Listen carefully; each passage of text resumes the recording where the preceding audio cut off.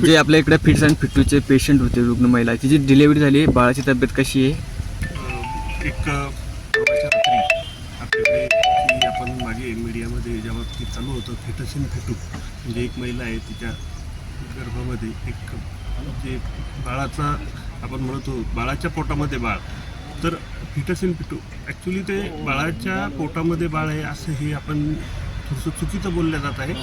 ते foetus in फिटूचा अर्थ असा होतो की एक ही डेव्हलपमेंटल ॲनोमली आहे आणि या डेव्हलपमेंटल ॲनोमलीच्या माध्यमातून जे काही बाळाच्या पोटामध्ये एक मांसाचा गोळा तयार होतो आहे त्याला आपण फिटस इन फिटू अशा नावाचा संबोधलं जातं आमच्या मेडिकल टर्मिनॉलॉजीमध्ये.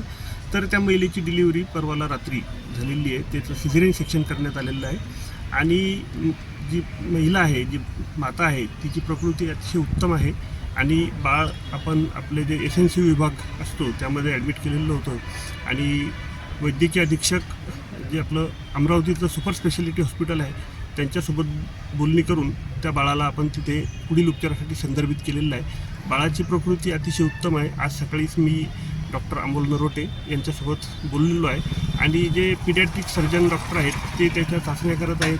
त्याचा आता एक CT स्कॅन केला जाणार आहे आणि जे काही त्याच्या पोटामध्ये एक मांस आहे जो आपण मांसाचा गोळा म्हणतो तर त्याच्यावर शस्त्रक्रिया त्याच्या प्रायमरी तपासण्या झाल्यानंतर करण्यात येईल.